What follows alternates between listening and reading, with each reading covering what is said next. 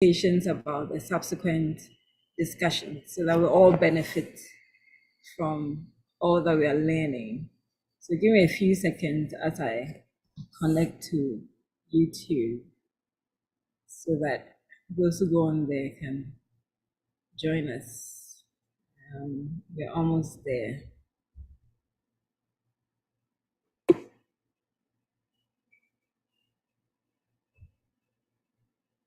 Okay. Discussion so that we all benefit. So for the sake of those on YouTube, I would like to repeat the introduction again. Just a second. All right, so for our YouTube viewers, forgive me, I almost forgot you. I was saying that today our guest is Dr. Robert NT Kwame-Aryee. He's a physician and lifestyle consultant with expertise in clinical exercise science and nutrition applied to the management of obesity.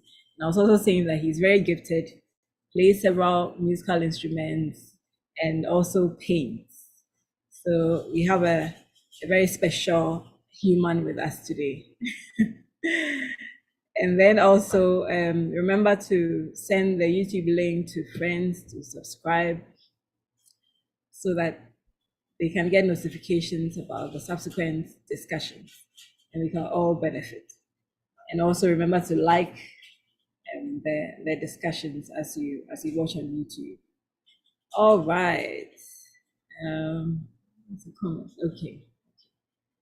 All right. So at this point, I'm going to hand over to Dr. Kwame-Aryee to share with us. So is it our fault? Well, by God's grace, I'm not obese, and hopefully I won't ever.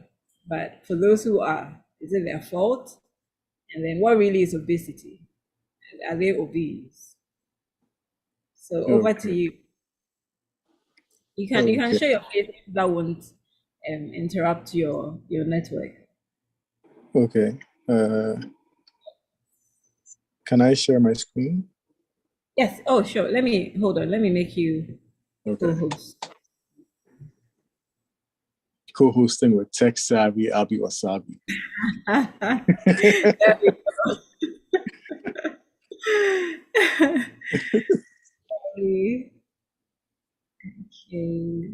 go. Okay, so yeah, he calls me tech savvy. ABBY Wasabi. Tech savvy. ABBY Wasabi.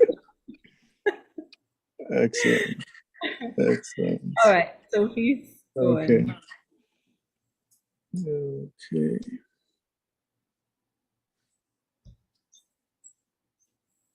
All right. Good evening, everyone. Good evening. Your screen is a bit narrow. Oh, okay. Widen it out. Okay, Perfect. excellent. So I'm Robert, and we're going to have a very interesting discussion on obesity today. Okay. So, slide isn't moving. What really is the cause? One may ask. Okay. So just a second. It's like I might have to keep it narrow. It looks like it, unfortunately. Okay. So, so these are the things we're going to talk about. We will have a brief introduction. We'll talk about what exactly obesity is. We'll explore parts of the country where the rates of obesity are high, why people are obese or suffer obesity. And we'll look at a paradox and some other things on there. Okay. All right. So yellow matter, just a second. Yellow matter, none does cherish. The height and breadth in this present day we see flourish. A conundrum, we find it, and systems cannot comprehend. Victims believe it is their fault and make despair a friend. A man-made system knew not Adam. Neither did Samson nor Stephen know a computer program. Screen time in the white-collar siphon muscle. No me time or sleep with a difficult lifestyle to wrestle. Yea, a style of life needs close examination to preserve the years in one's life and the life in one's years. So congrats on joining in a talk to remember. Lifestyle through the lens of longevity. You, my participant, are a true contender. So And this is from is you, right? sorry, what was that? You wrote this, didn't you? Yeah, I wrote that. Aha, I forgot my audience. That's another talent of his. He writes. He's a good writer. So there you go. That's one of the, I'm sure he just did it for the show. For the show. Ah, there you Oh, go. shit. All right. Let me The not world talk is a too stage. much. Go on. Shakespeare. So many of us might know this show, Naked and Afraid. Basically, contestants mimic what the pre-urbanized man used to do. So before there was development, man was basically a hunter-gatherer. And what usually killed man and took out the years from his life was infection. So infectious diseases were usually the cause of diseases and the cause of death among the pre-urbanized man. Before there was development, this was what was happening. There really wasn't any of the lifestyle issues that we see today, like hypertension, diabetes, and even obesity, because believe it or not, they needed to stay active in order to find dinner. Otherwise, they would be dinner. Okay, so they maintained a high degree of physical activity. And so they had what we call a high degree of aerobic fitness. So that conferred cardio protection to them. But unfortunately, they suffered infectious diseases and that reduced their lifespan. Fortunately, today we have vaccines and good infection treatment protocols. And so our lifespan isn't reduced by infectious diseases. Well, currently in this part of the world, in developing countries, we suffer the double burden of disease because we have adopted a Western lifestyle and we still haven't gotten over a high prevalence of infectious diseases. So the economy is strained by two arms of disease, both communicable and non-communicable infections. So when you look at Naked and Afraid, just to make things relatable, so the contestants would have to survive a number of weeks on the show. They would have to hunt for, well, and gather food. Okay, so sometimes you would see them at a river trying to hunt a crocodile. Some people may suffer pricks from thorns and would develop skin infections like a cellulitis, which can spread to the bone and cause an osteomyelitis. Some people would be severely dehydrated and have kidney issues and would need to be sent back home, no, to a hospital and then back home. So then they wouldn't be able to progress to the final stage. This show tells us what used to happen back then. People on the show might come in with a good amount of body fat percentage, but then they leave the show looking very skinny. Okay. And well, unfortunately for them, they don't have enough hunting skill to be able to find prey and maintain a good amount of muscle mass in order to continue to confer the cardio protection that they need. So that's just one issue that they have. But other than that, it gives us a nice view of what things used to look like back then. So one may ask, what is obesity? Obesity is a scientific term.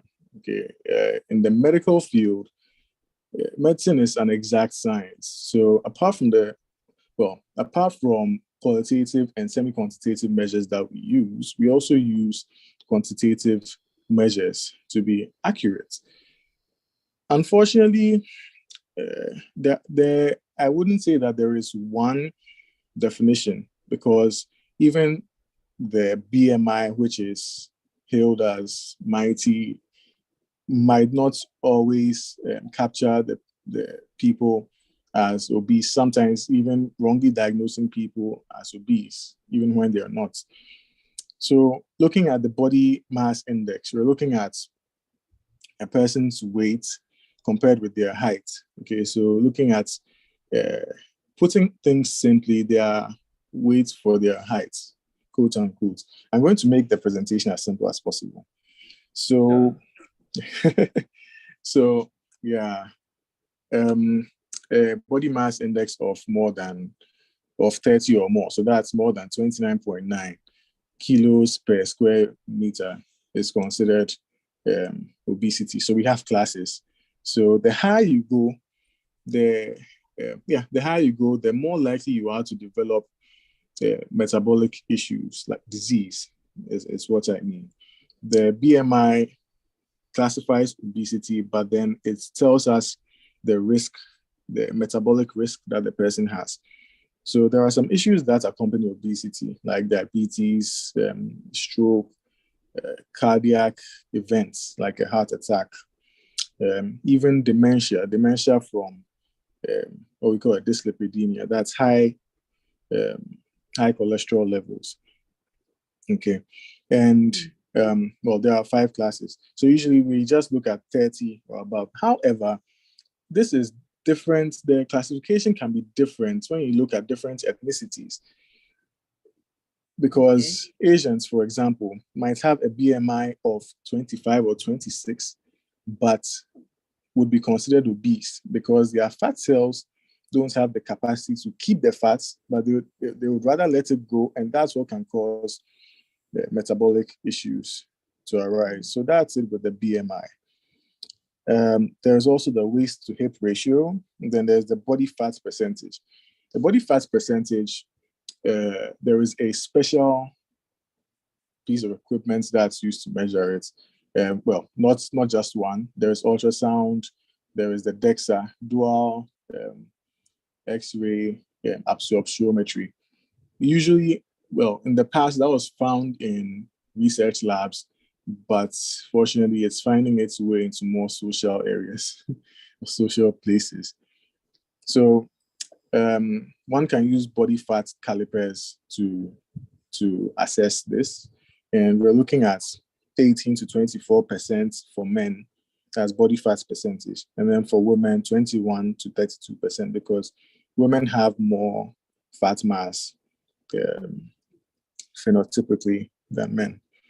Then we look at waist circumference also. Looking at the waist circumference in isolation, less than 94 centimeters for men is good, and less than 80 centimeters for women is good. Now, when you decide to strike the ratio between the waist and the hip, women have a narrow waist, men usually don't. So we're looking at a ratio of 1. So the waist measure that a man has should be equal to the hip circumference. So we're looking at 1 or less. And updates is the same for women. However, back then, we're looking at 0.8 to 0.85 because women have wider hips than the waist. Okay. Now, just a brief, just to be brief about the epidemiology, we're looking at where and when, okay, with respect to obesity. So in Ghana, we see that there is a rise in obesity in the number of people in the country who are obese, just by this beautiful chart right there. And the highest percentage of obese individuals are in the Greater Accra region. Okay. All right. So now, why would someone suffer from obesity? Why would a person become big? Well, we are not going to be using the F word today. So why would someone be obese? So there are modifiable factors and there are non-modifiable factors. You can't change your nationality or your tribe or your ethnicity. You can't change your age. You can't change your genes. But what you can change is your lifestyle. So you are in control of your lifestyle. And the things that we're going to look at on the lifestyle are physical activity, nutrition, and stresses. So looking at physical activity, having mentioned what people in Naked and Afraid do, you notice how in our present day system, sorry, the air is a little dry, so my throat is also dry. No problem. I have a cold, so Oh, sorry. good company. Okay. So physical activity. Now, we need to maintain a high degree of physical activity. Making time to exercise because of the current anthropogen, the man-made system where we drive to work or we take the bus or we take a means of transport. We do not walk, okay? Some may cycle and that's good. But when we decide to sit for long hours, so like at work, we wouldn't be taking the stairs, just taking the elevator and not making time to exercise. It's a contributing factor. One would need to plan an exercise regimen for themselves. In the subsequent slides, I'll talk about the American College of Sports Medicine recommendations. However, still on physical activity, daily step counts has become like a very popular thing. And so many people think that trying to achieve a good daily step count. Hello, can you hear me? Yeah, repeat what you said. What step counts? Daily step count. Okay. Yes. Yeah, with the pedometer on the phone. Okay. Yes. Traditionally, one should aim to achieve a step count of 10,000 steps or more. Doing more than 7,000 steps is fine. However, it's not going to guarantee any weight loss if one is trying to achieve weight loss, and neither can it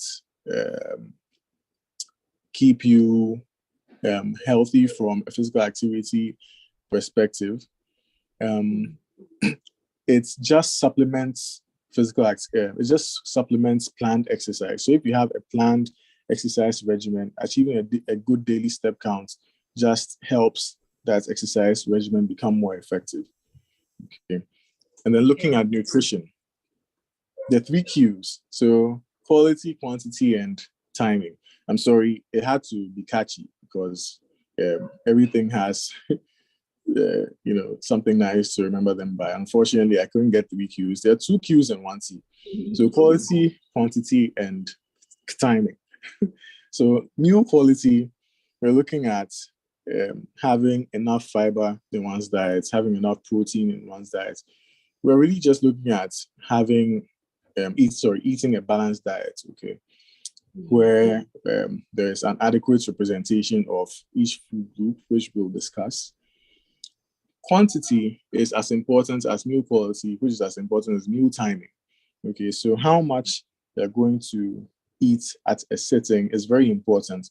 When you decide to eat huge servings at a sitting, your body spends less energy breaking down the food components, repackaging what has been absorbed. It spends less energy compared with if you were to eat smaller meals spread across the day.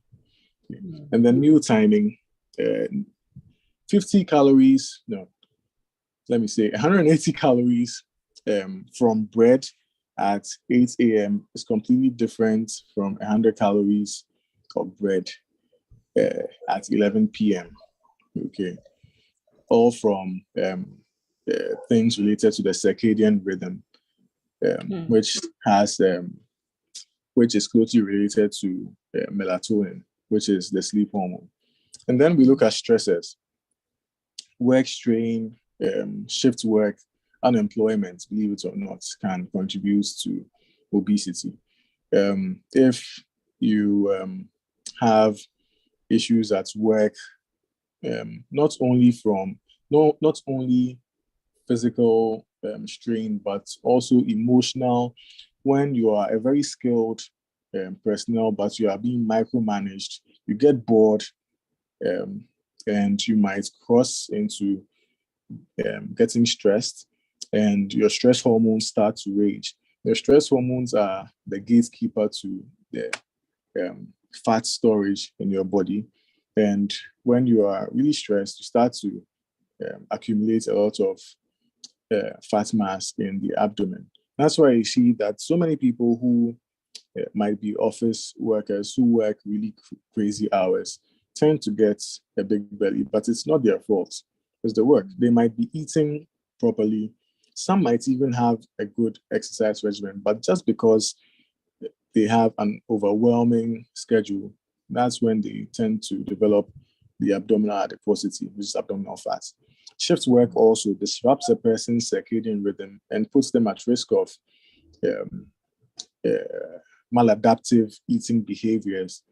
And also, because they don't have enough sleep, so I should have added sleep, and the lack of sleep, okay, can also contribute to stress in a person's life. The stress hormone, which is cortisol, also rages, and that's what happens. Unemployment, something to do, someone to love, something to look forward to. It causes a lot of psychological stress on a person and contributes to obesity and social issues. Now, the non-modifiable factors: age, so nationality, tribe, ethnicity. Some ethnic groups in Ghana, on some islands, they tend to store a lot of fat mass in the gluteofemoral region. That's at the bum and the thighs, and also lower abdomen. It's a thing with genes, but not only that. There is a huge correlation between like obesity, how obesity presents, and cultural norms. Okay, so how babies or infants were fed. If an infant develops, well, I wouldn't say an infant develops obesity. If an infant has a lot of fat mass, they tend to carry it into their teenage years, into adulthood, and sometimes it can become hard. It can be hard to lose the fat mass because it's at a young age, the fat cells replicate. So then they have, so basically there are more fat cells than there should be. So it's usually harder for these people to keep the weight off. So they need a stricter or more strict lifestyle. And then genes. Age. Okay, so as one ages, one tends to lose a lot of their muscle mass and develop what we call sarcopenia. And as I mentioned, your muscle mass is your metabolic powerhouse. And once you start to lose that, it becomes easier to gain weight. Genes are very powerful. There are some genes which so there are some genetic defects, okay, that will cause people to not produce certain hormones, which we call signaling hormones, to cause the person to stop eating. So it's like let's say a hormone that controls satiety, which is leptin. Now, some people may have a genetic, this problem isn't very prevalent, thank God. But these people tend to eat a lot and they don't have any stop signal. So they keep eating. And what happens is they become obese. And there is the other group, pediatric, carries them into adulthood. They have this issue too. It's a syndrome. And then there are others, the FTO gene, so many other genes that are directly related to obesity. Okay, so you've probably seen these shapes before. There's the apple shape and then there's the pear shape. So basically what this means is when you look at the apple shape, it means they have a lot more fat inside the belly, like inside the abdominal cavity, whereas those with the pear-shaped body or torso have subcutaneous fat. That's fat that is like directly under the skin, not inside the abdomen. So one may ask, which is more dangerous, apple or pear? Tech savvy, Abby, or savvy? Would you want to try? Let's see. I'm thinking the apple. Great. Yeah, that's correct. The apple. I mean, so apple looks cute, but unfortunately, it's more dangerous. So with the apple shape, people have a lot more visceral adiposity compared with the pear shape. Doesn't mean that those with the pear shape don't have some visceral adiposity also. The pear shape, however, confers some kind of protection, okay, because people with the pear shape tend to have a lot more estrogen concentrations in the bloodstream than those who don't. So they tend to have a lower or normalized blood pressure. But if there's a coexisting visceral adiposity, which is a lot, that's where the hypertension kicks in.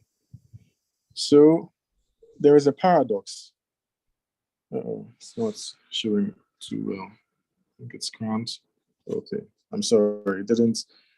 Okay, I'll just read what's at the bottom when I get there. So there's a paradox. So someone can be anatomically fine. You see that a person is lean, but can be metabolically obese. But someone who is anatomically obese can be metabolically healthier than the person who's lean.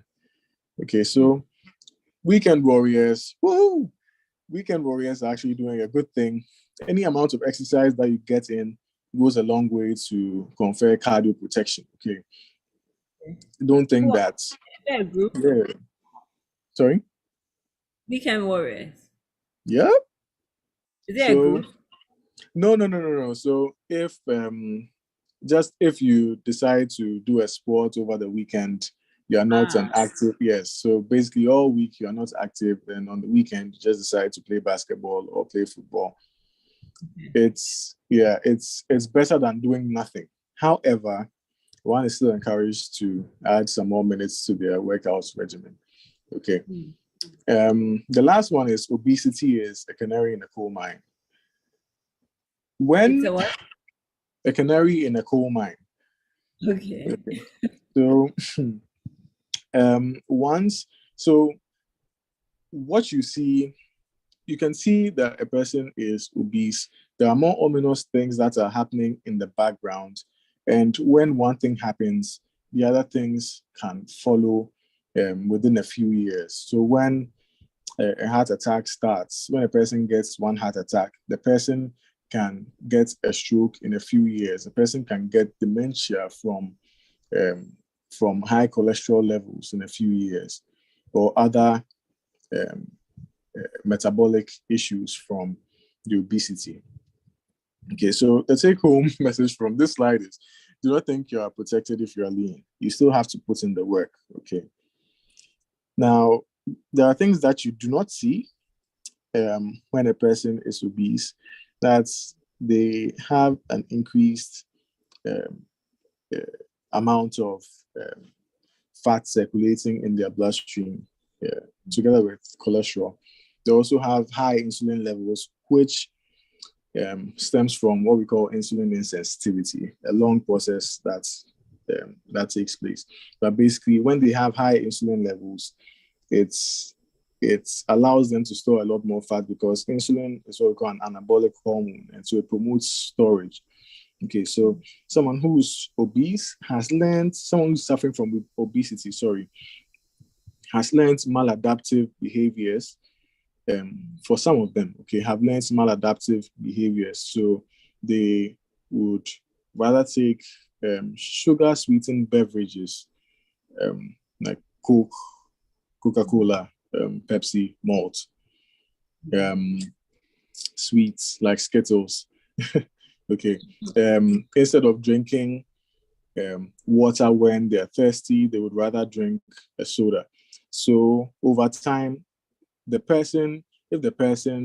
the person is thirsty, the brain starts sending signals to the person that they need to drink a sugar sweetened beverage instead of drinking water. So this is where the cravings come in. Okay, so I'm craving this, I'm craving that, but it's rather water that the person needs at that time Okay, it's the Pavlovian dog issue. Yes. And then also peaking insulin from the effects of abdominal obesity. When the fat cells can no longer contain the fat within them, start to spill them over into the bloodstream. And what happens is immune cells target the fat cells and cause the release of some chemicals. And that's what contributes to what we call insulin insensitivity. Starts in the brain and then manifests in full-blown diabetes in the long run. So Stress hormone. at a certain point, the brain can be reprogrammed so that it doesn't progress to the dangerous level. When you say reprogram, do you mean like a behavioral modification or? Yeah. So you're saying that the more you take in the sweetened beverages, the more your brain tells you that you should go for them when you're thirsty. Yes, that's if you keep drinking them when you are thirsty. So with that one, once you identify or you have this knowledge, like you told us, start drinking water despite your craving, then it will Yes, cut. exactly. Yes. Okay. Yes, exactly. But then that's identifying that's reconditioning. Okay, so you are identifying what the maladaptive behavior is, and then asking. So when you identify that, then you take the right action. However, that may not work for so many people suffering from obesity, especially when they get to a certain point, usually greater than class 3 obesity, where they have a lot of the hunger hormones surge. Okay, so that's ghrelin. They have a high level of ghrelin. Leptin, they are insensitive to that because the fat cells are so many and all of them are producing leptin. So the brain becomes insensitive to the leptin, which is the satiety hormone. And the body or the gut produces a lot more ghrelin, which is the hunger hormone.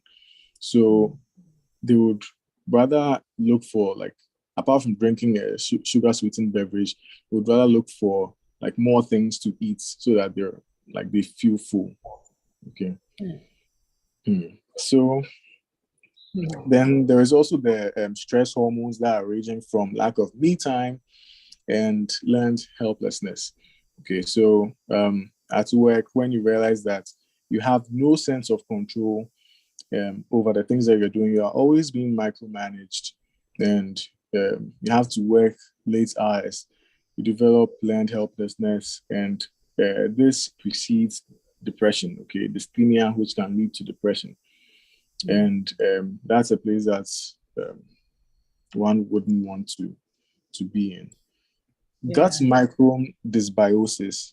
When we don't eat, so basically our diet currently is not as good as it should be. We eat a lot of food that lacks fiber. And there's a group of people who so there are a group of carbohydrates, okay?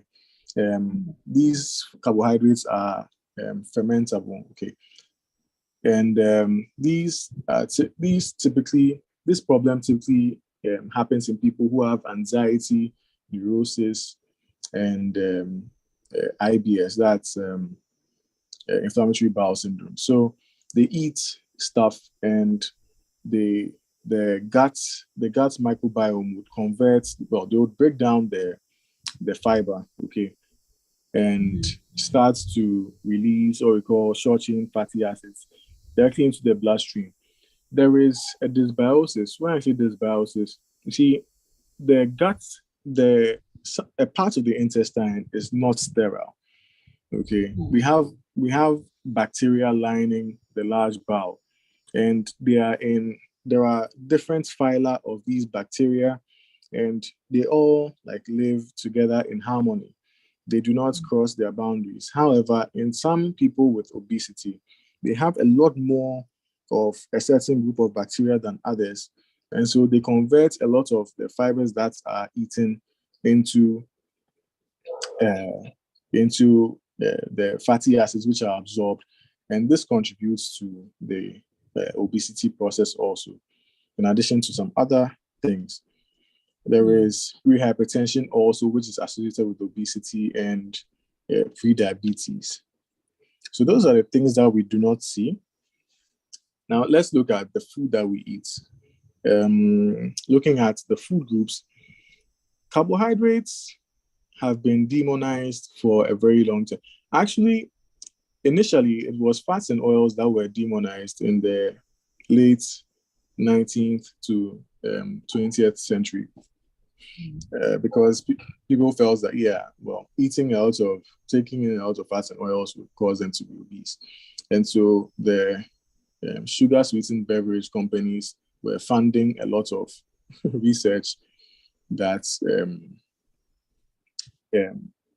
a lot of research that went into finding out why fats and oils were demonized. So it's made the carbohydrates group look like they're angels. However, we've come to realize that carbohydrates and fats and oils, when eaten in excess amounts or drank in excess amounts, can contribute to obesity. Protein would only be converted through biochemical processes into glucose if there is absence of carbohydrates and fats and oils in the bloodstream. Okay. But overall, protein would always need to feature in a person's meal because the body spends energy breaking down protein, what we call the specific dynamic action or the thermic effect of food. So you tend to release, so some of the energy that's ingested is converted to heat.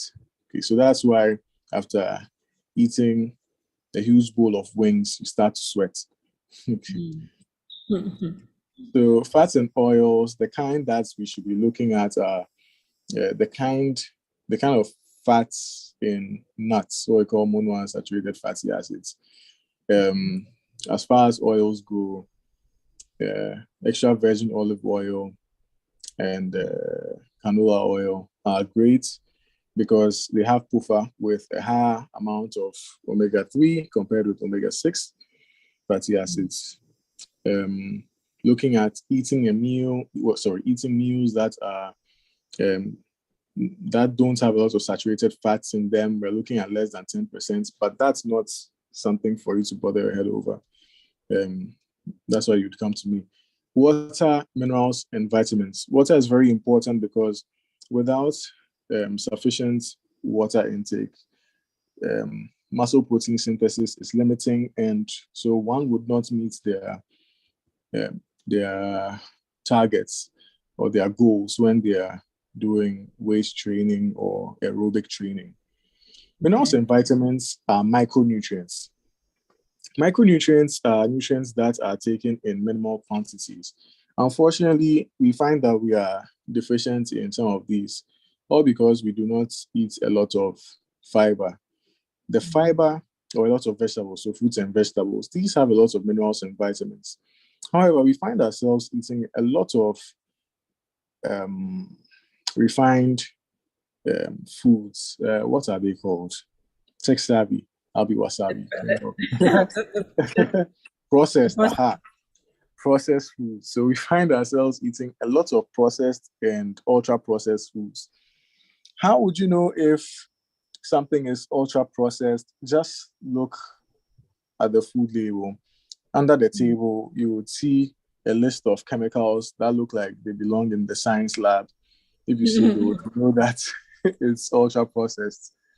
You should be trying to avoid nitrates also because they are atherogenic. They cause fat plaque deposition in the blood vessels. So, see, the processed and ultra processed foods, they take out the fiber from the foods because and minerals and vitamins. The thing is, they do this to prolong the lifespan or the shelf life of these foods.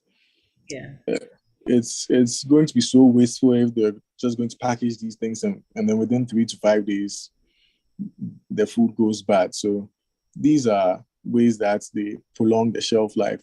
And then after taking these out, they would add aliquots of vitamin A and vitamin D. Of course, vitamin D, the food industry does really well with vitamin D and calcium supplementation, especially in breakfast cereals. But looking at other processed foods and ultra processed foods, like say Kool-Aid, for example. Oh, Kool-Aid added vitamin C. Okay, so yeah, with added vitamin C, or if they say, oh, this is gluten-free, it doesn't really mean that one can eat that or drink that every day. Okay. So just be guided by the words of the father of modern medicine, Hippocrates, who said, anything done in excess opposes nature. And no, Skittles is not a food group, neither is cocoa. Okay. Find that Skittles, Maltesers, candies seem to be interesting snacks for most people. However, these should be taken once in a while, if ever, okay, because they have a high calorie density. So, still on the foods that we eat. So, we talked about whole food versus processed food. Someone said they're munching on Toblerone right now. Guilty. Oh, don't worry. I had some an hour ago. So it's all about moderation. So yeah, with these high calorie foods. See, these high calorie foods, calorie dense foods. We're looking at a calorie density of more than 3.1. More than 3.1 kilocalories per gram. We are supposed to eat them like once in a while, if ever. So if you can avoid them altogether, that's fine. If you can't, maybe once in 3 weeks, you can take some. Okay. But if a person is on a weight loss program, I mean, it's a structured program, and so they would have to listen to their consultant or their coach. Okay. So, calorie density. Now, sodium. Okay, so looking at sodium, if you find that you like to munch on plantain chips or peanuts or cashews with a glass, with 5 bottles of beer, yes, identifying that is a good first step, and avoiding the salted nuts would also be a good first step, because you have associated those two foods together. So what you keep in your fridge, okay, determines what you eat. So if you don't keep like alcoholic beverages in your fridge, but you have nuts, yeah, have fun. But if you have the beverages within reach, then it can be a problem. Okay, so sodium makes you thirsty. Okay, and when people are thirsty, especially at social events, they wouldn't go for water, they would go for malt or Coca-Cola or Pepsi. So this contributes to the high caloric intake, which would cause a person to be in positive energy balance and then cause obesity. Now, texture and crunch. So industries have done a lot of research into their foods, and they found the right texture, the right crunch, the right taste to keep people always eating their foods. Okay, and this is one way that they get a lot of money coming into the company. So knowing what the calorie dense foods are is a great first step, and then avoiding them and finding replacements is a good thing to do. Eating patterns are learned, you weren't born with them. Okay, so many people might say, no, but this is how I am. I don't eat early in the mornings. No, I can't. No, it's hard for me to eat. No, it's hard for me to not eat after 8. Eating patterns are learned, and so once you recognize this, it forms a good forms a good starting point for deconditioning. Okay. All right. So we talked about salted nuts and nighttime eating. When people eat in the night, usually it's not a salad that they're going for. It's not chicken breasts they're going for. Usually it's a mono macronutrient meal, particularly carbohydrates, okay? One with minimal fiber. So the thing with carbohydrates is they make us feel good. It causes a burst of serotonin in the brain, and it also increases the absorption of an amino acid in the gut called tryptophan, which goes into a pathway for production of serotonin. So it makes us feel good. And the human body is very smart. I wouldn't want anyone to look down on how smart the human body is. And it only takes one maladaptive behavior at one event for a cascade of future maladaptive events to occur. So you eat a monomacronutrient meal. Floodgate, opening a floodgate. Huh? Yeah, opening the floodgates. So late night eating, you eat once at 11 p.m. You eat bread at 11 p.m. I feel good. I can rest well. And then the following day, you do the same thing. Then the next day, the same thing. And that's what starts this nighttime eating issue. Okay. You can't blame people also, because if they engage in shift work, they're definitely going to eat in the night. And it's a problem. Okay. Also, late breakfasts, or not eating breakfast at all, and eating foods that far exceeds the baseline metabolic requirements. So let's look at kinky, for instance. So yeah, we love kinky, but unfortunately, the preparation is not standardized. So anti-cocos kinky might be, a ball of kinky might be 800 kilocalories. Anti-memuna's kinky might be 1,100 calories. Meanwhile, for a person to remain, for say person X to remain weight stable, the person would need, say, 1,500 calories to be weight stable. But at one sitting, the person would just be eating 1,100 calories from the kinky alone. Now we add the fish. Usually the fish that's even served with the kinky, it's a malnourished, it's a malnourished one. A tiny piece of fish. Times. Sorry? The fish has died 100 times. Is that 100 times? So we don't eat enough protein to balance out the carbohydrates. We don't add fiber to balance out the carbohydrates to improve the glycemic index. And so it depends on a person's degree of activity. First and foremost, because of how high calorie some of these foods are, especially our local foods, one would really have to be balancing them out with fiber. Okay, so that aside, if a person, so let's take, for example, someone who works at a construction site, carries things, pushes things about, the person's energy expenditure, okay, would be way higher than someone who just sits behind the desk all day. But so if the person eats the kinky, I mean, that's justified because the person is going to use that energy. So it's basically eating per your degree of activity. When you look at athletes have a specific diet, okay? And it depends on what kind of athlete you're looking at. Okay, so a weightlifter would have to eat a lot more protein than someone who engages in endurance events. Someone who's an endurance runner would need a lot of carbohydrates, okay?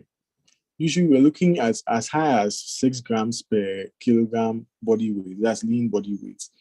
Okay, so everybody has their degree of activity and the kind of nutrition that accompanies it. But we find that, we don't obey this rule. Also, it's worth noting that athletes, let's say basketball players, football players, you realize that they tend to develop the abdominal glutofemoral fat mass when they retire. But you can't blame them because they are used to eating a certain way, eating a lot of the carbohydrates so that they can maintain a good amount of carbohydrate stores. So they continue in that behavior when they retire, and then they develop the obesity. And then when they realize that, sorry, when they realize that, that's when they turn around and start to adjust their eating pattern. So this is how one needs to eat and balance out their plate. Okay, so we're looking at the healthy plate I by the recognize this from a dietitian who came on the show some time ago. Okay. Oh, the same picture. Similar, yeah. Okay, okay. The amount of vegetables and then the carbohydrates and the protein. Yeah, yeah, yeah. So, this is just a general thing, but I would always advise that you see someone um, who's into nutrition, exercise, physiology to be able to counsel appropriately.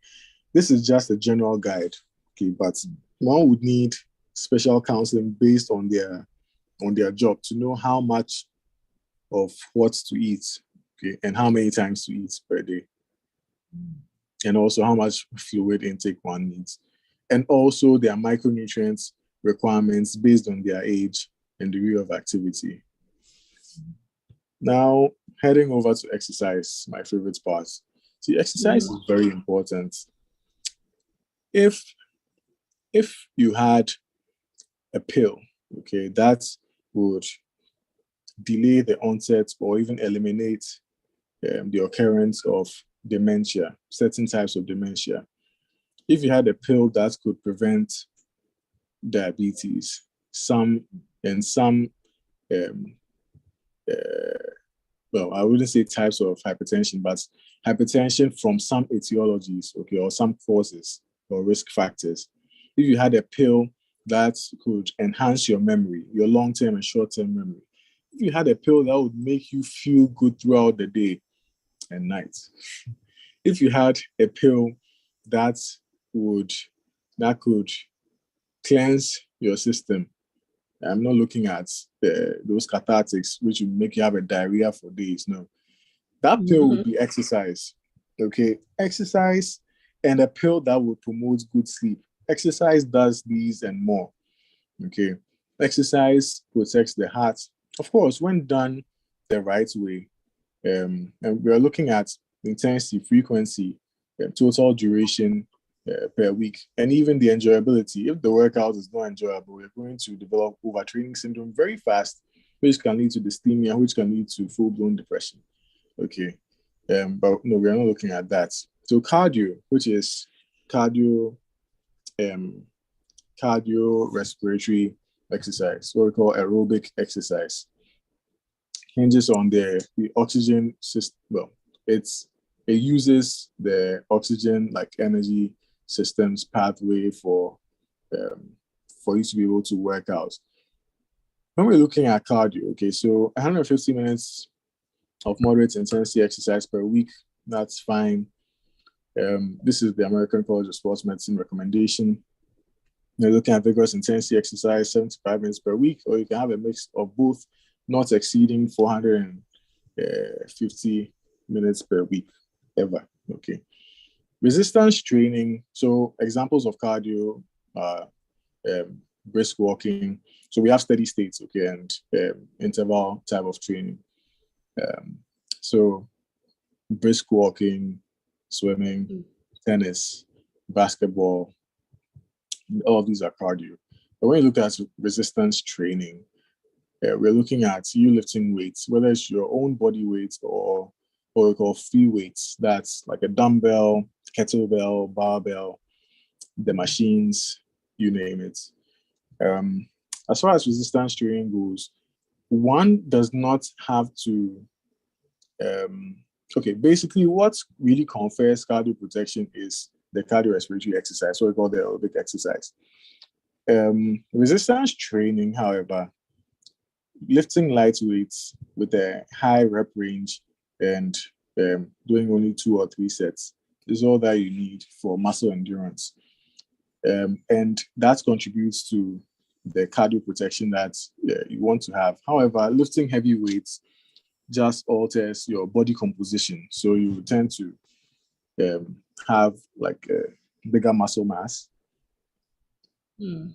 But that does not, it doesn't confer cardio protection, only to a very, very, very small degree, because there are a type of there are some muscle fibers which have a phenotypic expression that's a mix of both the heavy lifting and the cardio type. Okay, so those are the fibers that will confer the cardiac protection, but to a very, very, very small degree. So in order to stay healthy from a cardio-metabolic standpoint, it's aerobic training. Flexibility, we're looking at stretches, so that you can stay flexible, because as you age, you tend to be stiff. There's something that we say, you lose what you don't use. Okay, so you don't use your flexibility, you lose it. You lose what you don't use. Okay. And then balance and proprioception, we're looking at some types of, like yoga, Tai Chi, things that are balance and proprioception related. So it helps you with stability. It reduces the incidence of falls when you are older. Okay. Stress relief, something to do, someone to love, something to look forward to. This is self-explanatory. So now we have a fork in the road. So for using what you know now, what are you going to do? Would you continue in the would you continue making the same decisions that got you where you are? Or are you going to use the things that you have learned in this presentation to your benefit? So now one may ask, is it truly your fault? I would say no, because no one was born, you weren't born wishing anything metabolically disadvantageous to yourself. Okay. It's the anthropogens, the present day systems. You go to work, you don't have time, you do things back to back to back to back, you're stressed, you don't have time for yourself, there's no me time, and things happen. There are EDCs, endocrine disruptor chemicals, all around, which contributes to obesity. Also, the food that you eat can have a lot of phytoestrogens in there that can cause you to gain weight. So many problems are in the world. So it's best to focus on the things that you can control.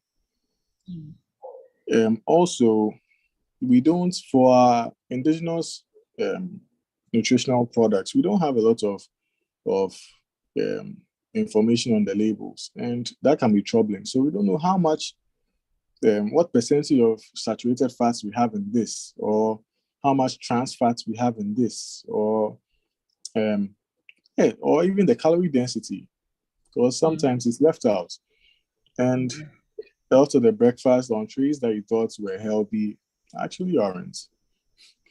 Influencers keep preaching fast. Breakfast entree. I'd rather not. You know what is scarce. No. But Yeah. there's a powder in one of the slides. Okay. Do you remember what that powder is? I won't mention what the product is. Yeah. Okay. But if you're looking for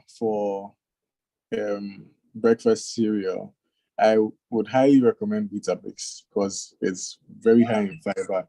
Calorie density is great. One biscuit is about between 40 and 60 calories. So you can eat like 3 biscuits and be within your your requirements, your caloric requirements from a carbohydrates perspective for breakfast. But Then you add your milk and one of the processed foods. no Weetabix. Yeah. Okay, so processed foods aren't bad. Okay, but Okay. when they are ultra processed, that's where there's a problem. Okay. So food processing isn't bad. Food preservation is a type of processing. Okay, so like when you have pickles, so Yeah. it's been through some processing. Weetabix is processed. However, it's good processing. So you have fiber all put together. And you see the shelf life for these wheat-based and whole grain products are very short. When you look at brown bread compared with white bread, brown bread or whole wheat bread, it goes bad faster than white bread because of the additional nutritional components of the brown bread. So yeah, Weetabix is very, very, very good. That's good to know. Mm-hmm. Then influencers preaching fads. It's an Someone issue. says watch it for Breaky. Sorry? Someone has commented, watch it for Breaky. Watch it for breakfast. Yeah. Oh, okay. So it's if you eat wache for breakfast, it's completely fine, but you need to it needs to be balanced. Okay. So the concept of a balanced diet can never be overemphasized. Because you need to have an adequate representation of fiber in the diet in order to regulate how fast the end product of digestion of the carbohydrates is going to be absorbed. And then you need protein in there also to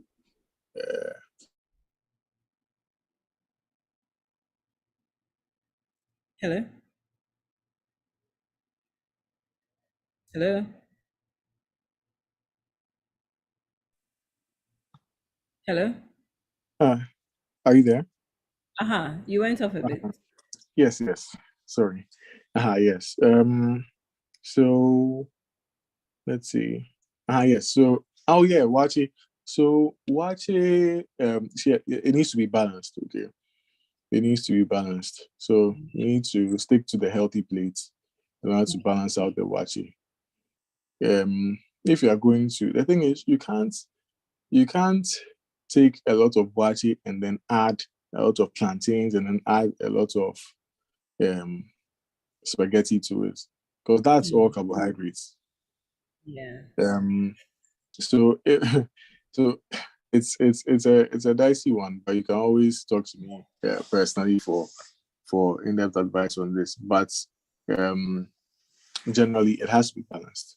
That's what it has to be. So influencers preaching fads, it's a huge thing. Oh, you should do these workouts. They would give you a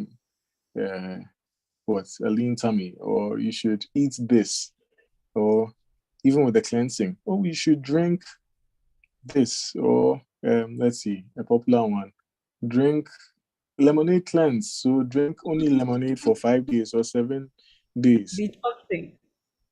Sorry, yeah, detoxing. Exactly. The liver, the liver detoxifies. Okay, that's what the liver is for. And you see, the gut isn't sterile in the first place. So what exactly is the goal for the detox that individuals do? What I find is a lot of people come to the hospital with issues relating to the thing about cleansing. Some people take cathartics, that's like laxatives. They'll take laxatives to detox, and they'll develop a diarrhea, and they would electrolytes, so many electrolytes come out the other way. So they tend to be hypokalemic. Okay, so their potassium levels go low, and that's a very dangerous thing. So they would need potassium supplementation in order to get back within range. For some people with the detox that they go on, those fruits, such as vegetables, are high in potassium. So they develop what we call hyperkalemia. And so they would have bad chest pain, a tachycardia that's fast, the fast heart rate. Okay, sometimes they might feel lightheaded, they would urinate a lot, and they would get dehydrated. It's a whole issue. And so just stick to what you know. Okay, people say things on the internet, and you need to consult a health practitioner on the decisions that you want to take so you can be redirected appropriately. Cleansing. So the solution is it's not your fault, it's a system's fault, and you need to have a sense of control.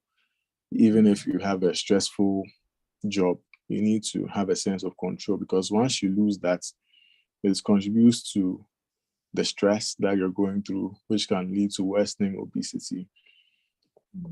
And have a sense of control, and that will trickle into your health-seeking behavior. So you see the right practitioner for help. Okay. So at this point, if there are any questions, I'm willing to answer. But if the question is like very specific and would require like a lot of scientific explanation, I would just water it down, but the person can see me privately for answers.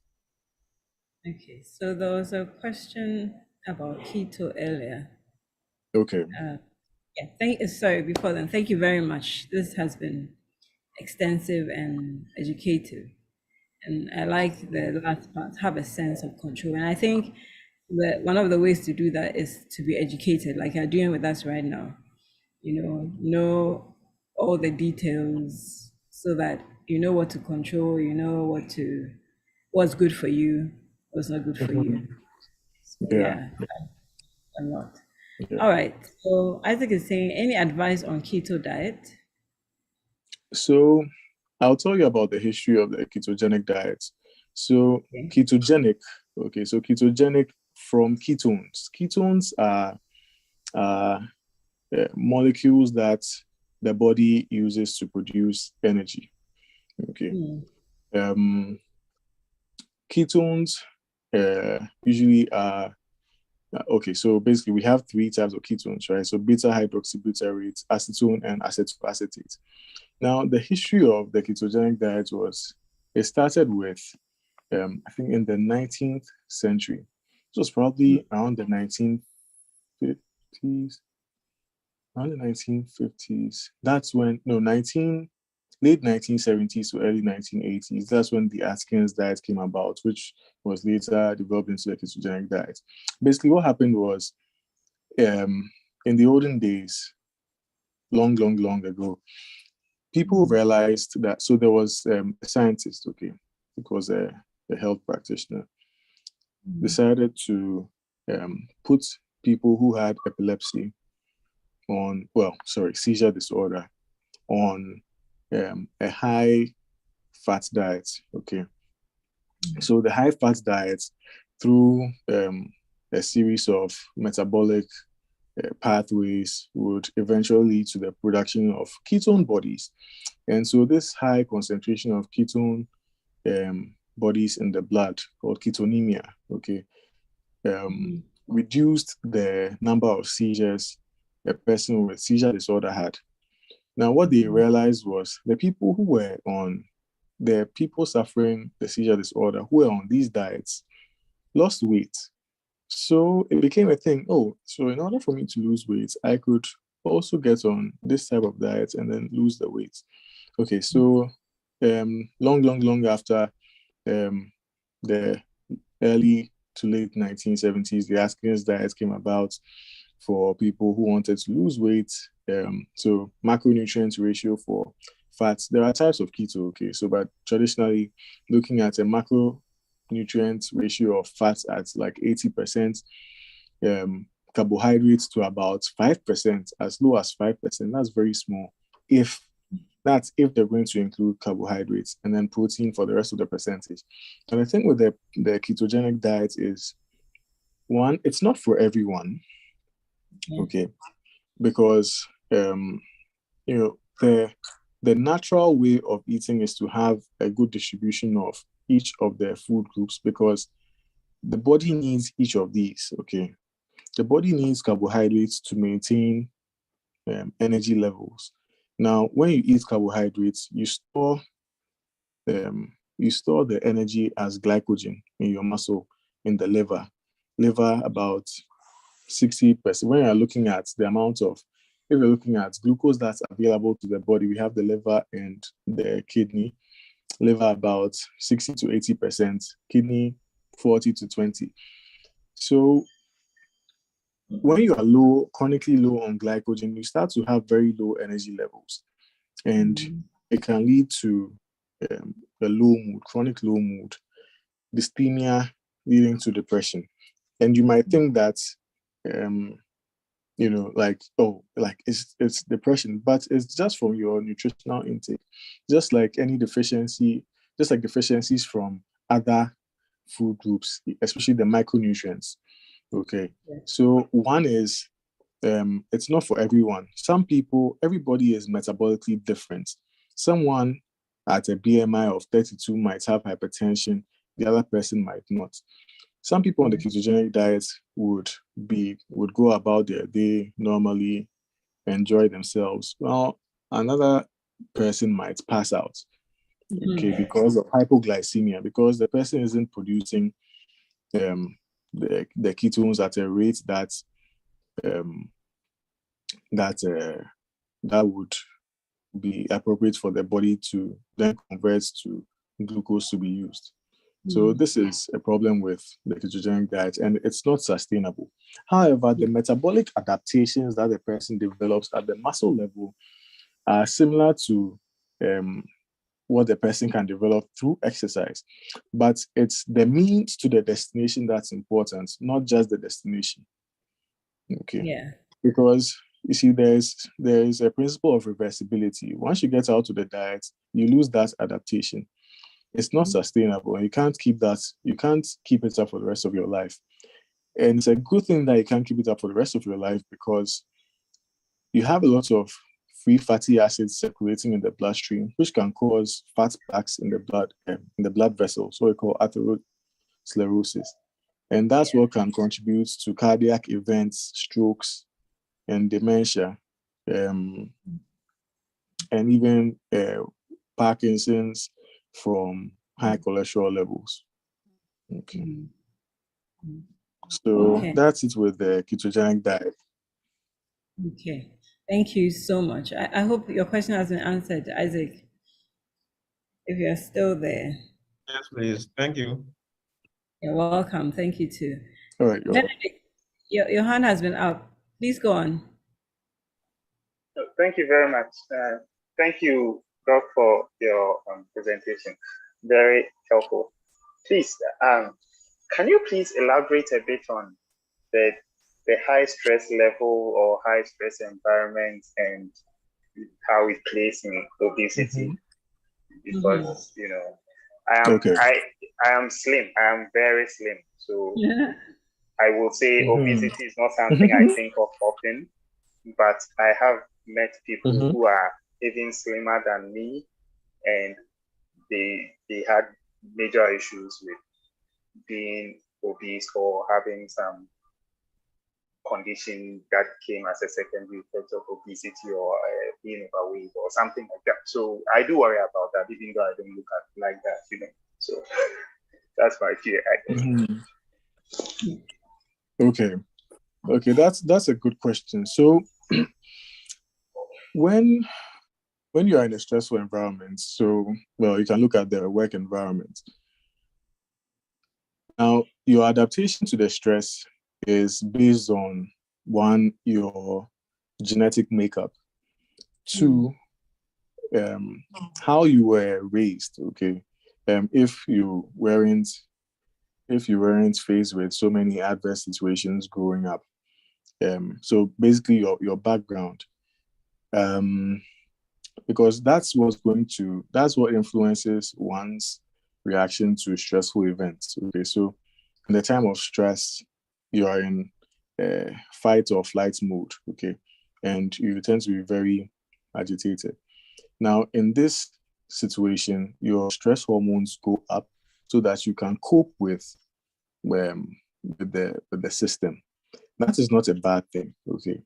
However, if your physiology or your normal um, uh, systems or your normal biochemistry is unable to compensate for these stressful situations, okay, so that you find like a nice balance, what happens is you can cross over. Now, you can either cross over into depression where you feel like you have absolutely no control over your time, or you're being micromanaged, and it worries you because you know that you have the expertise, but you're always being told what to do and no one is listening to you. Or you get into fright, where you develop anxiety neurosis. Okay, so these are some things that can come out of a stressful situation.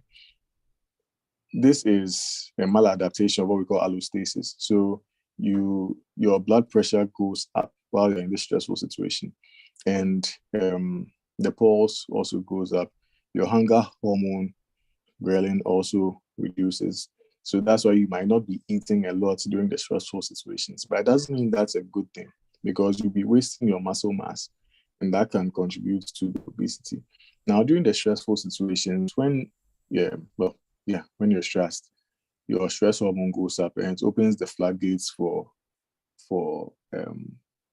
fat storage. Okay, so any little thing that you eat which has fats in there, when it's absorbed, or if your glycogen stores are full, or if you eat a high calorie meal or a calorie dense meal, it causes a spike in insulin, which would work together with the stress hormone to store the nutrients, usually the fats and the carbohydrates, straight into the tummy. Okay. So the other thing is, when you are stressed, you tend to look for a source of comfort. And for most people, it tends to be food. Okay.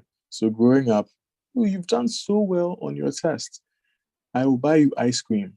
Okay. So ice cream has always been a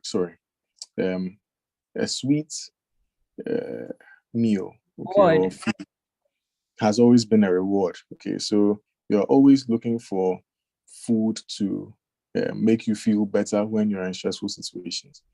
Of course, that's something about your background also, and also intrinsically what the brain likes. So, serotonin. You eat something that's high in carbohydrates, a calorie dense thing. Oh, I get a high on serotonin. I feel good. So you get a temporary relief. So you eat these things, peaks insulin, you store the fat. So this is how the stress contributes to obesity. But also, you see, what you eat, when you eat stuff, you're literally telling your genes what you want. Okay, so if you are eating a healthy diet, you're telling your genes that you want a healthy life. But if you're always eating an energy dense thing, something that you should be eating once in a while. Okay, and I have to mention, like, oily soups are part, okay, but looking at the carbohydrates also. So, sorry, what was I even talking about? I'm sorry, I lost myself. So eating the high calorie foods would cause insulin to go up, and together with the cortisol, you store the things as fat. So, so you'll be telling your body what you want, right? So if you're eating a bad diet, also you're telling your genes that you want bad things, and so that's when if you have genes that encode for negative health issues in the future, they'll come earlier than they're supposed to if they are supposed to pop up at all. Yeah. Okay. Wow. So I hope the question is answered. Yes, it's very scary. Thank you. Yeah, very, very scary. But I have another one, if I may. Adi. So this one is a bit longer, and I'm not even sure how to phrase it, but it's more about counting calories. I don't do that because, as you might have guessed, when I'm eating, I feel like I'm slim, so I just eat, But I know a lot of people who count calories, like to the extent that it's almost a fault, right? I've heard people use the term good calorie versus bad calorie before. So it's like these people I'm talking about, they are really pinching on the calories, and the number is always good, but they are never quite healthy when it comes to weight. So keeping all other factors constant, which I know is hard, what would be your advice to them? And maybe by extension to someone like me, who I don't care. I actually want the highest amount of calories whenever I have to eat, because stressful environment, I don't eat enough. So I feel like I should get the high calories. But for those counting the calories, what's the best way to do it without ending up, let's say I'm eating calories of something which is rather, maybe it's a fat, right? So it's calories, but I'm not even sure how to do it, but I'm sure you've heard it before, good versus bad calories, and what's the way to go about it. Yes. Okay, so heard of good cholesterol and bad cholesterol.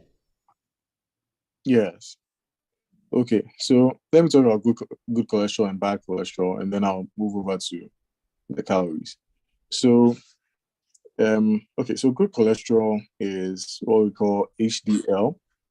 HDL is cardioprotective. HDL makes sure that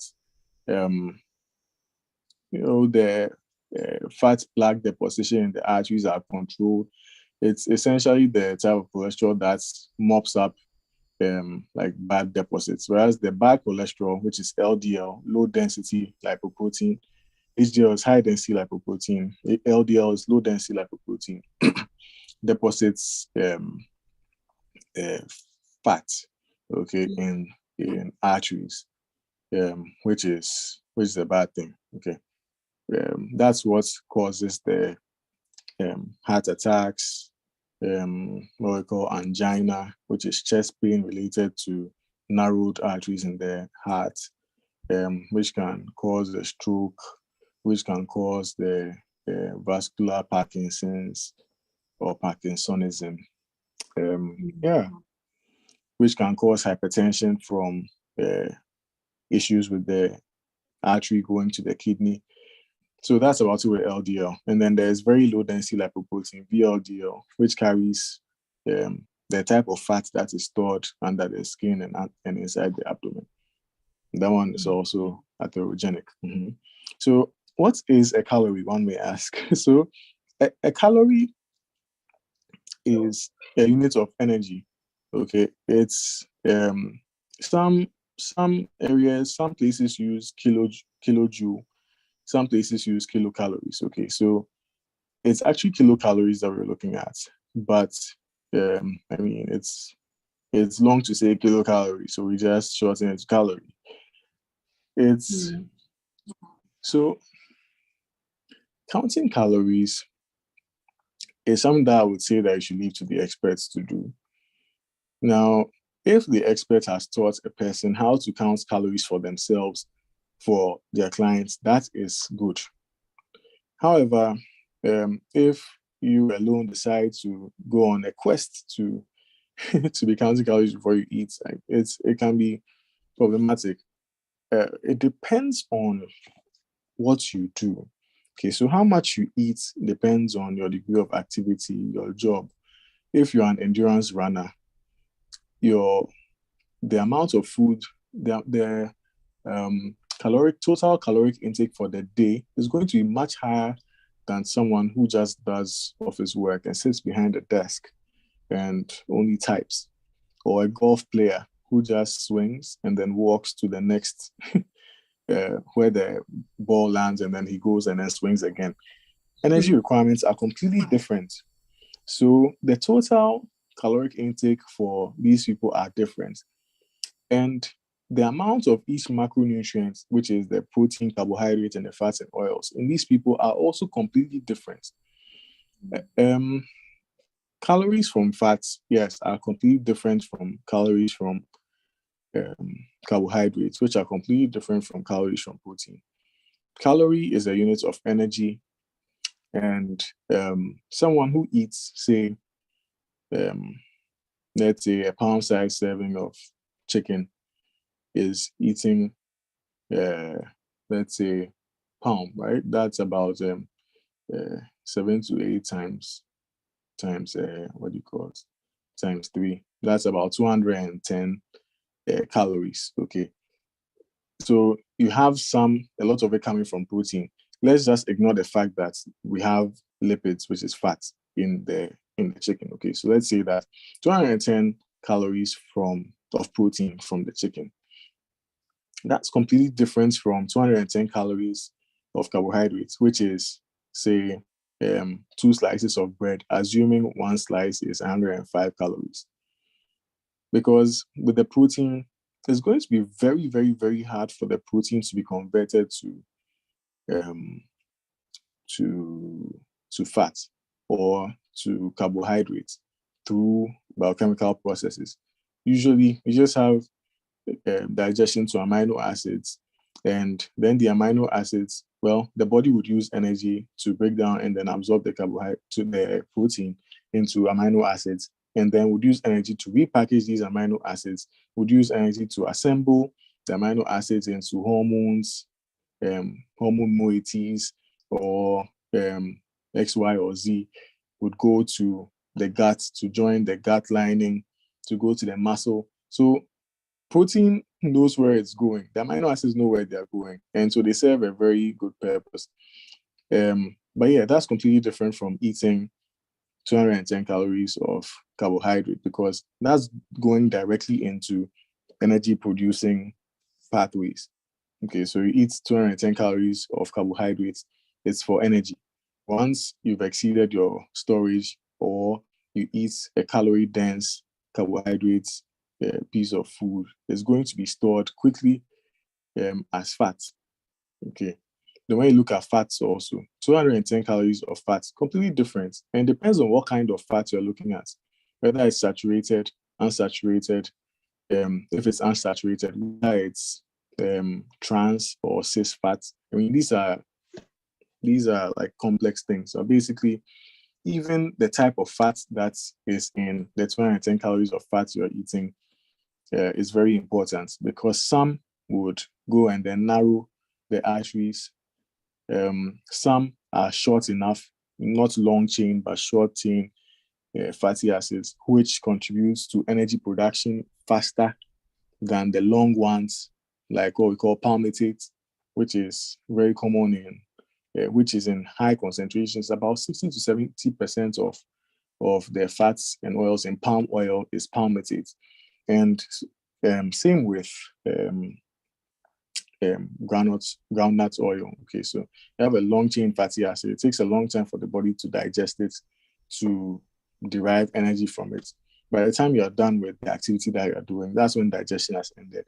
Saturated fatty acids will find their way directly into the adipocytes for storage as fat.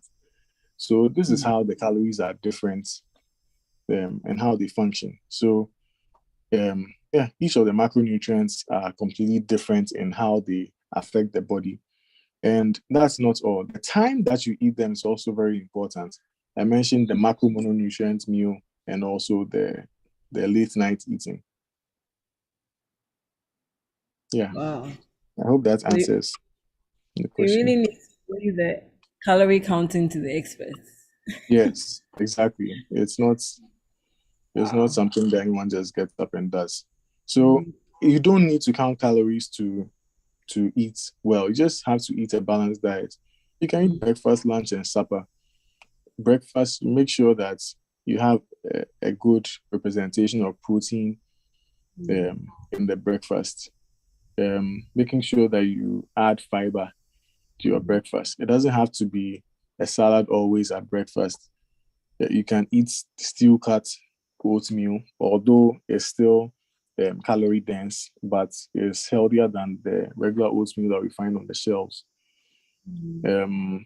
Weetabix is great, but then you have to make sure you add eggs. Remember, sausages and corned beef, the other processed meats have a lot of nitrates and sodium, which can increase your blood pressure if you eat them a lot. And saturated fats, so it can be a problem. So it's always good to do natural. And eat a lot of fish also. I mean, look, white meat, red meat, they are fine. You don't need to avoid them. However, if you don't like them, that's fine. You can always eat fish, but you have to make sure the amount of fish that you eat is bigger than the amount of chicken that you eat, because chicken is denser in proteins than fish. So you can't eat the fish that the kinky seller sells and say that you are good. No, that's bigger than that. Yeah. Wow. Great. Our time, we've actually gone past that time. So wow. And I have an announcement. Okay. So everybody gets a free voucher for the body system. So you get a discount if you want a consult. Okay.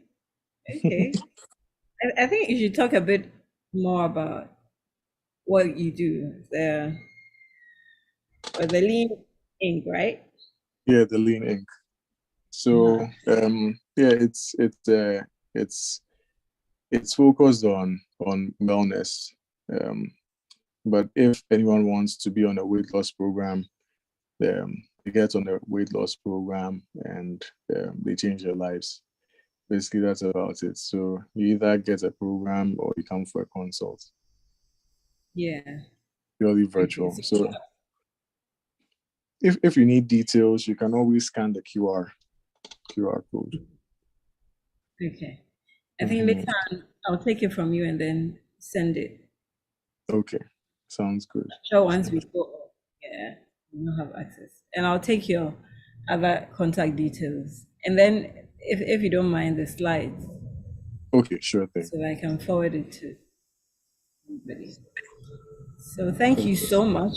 This has been good. And I would highly recommend the lean ink. I'm on the program and I was just master.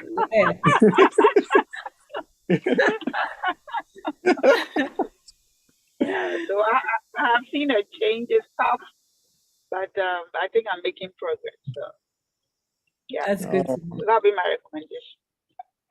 Thank you so much. Thanks a lot. So there we have a testimonial. So when we get the contacts, let's not hesitate to sign on so that we can live a healthier life. All right, Robert, you can stop sharing now. Okay. And then we'll close up. Well, it's like I'm frozen. Frozen. It's not moving. Can you take me off as co-host? Will that work? Let me try that and see. Okay.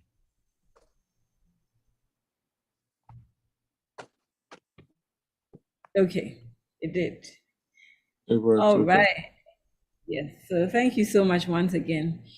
I believe that we've all learned a lot. I'll take the slides, like I said, and forward it to us so that we can refresh our memories.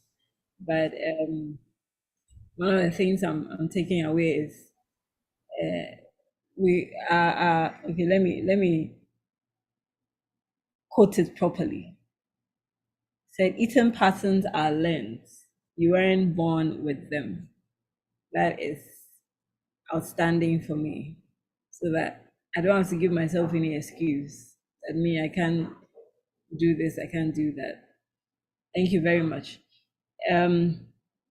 So once again, let's remember to subscribe. Let's go to the YouTube. There's so much we are learning, and we would want our friends and loved ones to also benefit from them. So let's share the link and encourage them to subscribe so that they can join us. So this has been the ABBY IMANI REVEALS Show, where we speak, we are real so that we can live. And today we've talked about obesity. Another thing that, like Benedict said, which is a bit scary, the fact that you don't look big, or the F word fat, doesn't mean that you're not obese. So let's be careful and not judge by the outward appearance when it comes to ourselves. All right, Robert, do you have any final words for us? Yes. So be guided by the words of the father of modern medicine, Hippocrates, that anything done in excess opposes nature. Thank you very much. Thank you very much. Anything done in excess opposes nature. Thank you so much. All right. So, okay, please go on and pray for us. Auntie Awu or No, you. no me? Okay. Okay.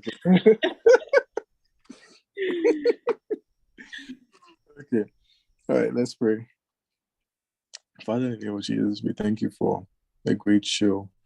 It's my prayer that may everyone leave this show with gems, oh God, that may they use this information, convert it to wisdom, may they apply it into their lives, and may they see a change, a positive change. In Jesus' name, amen. Amen. Amen. Thank you all so much. Amen. Amen. Yeah, thank you for having So me. let's unmute. You're welcome. God bless you for availing yourself. So let's unmute ourselves, or you can show your faces as you exit. God willing, we'll meet again. Bye. Bye.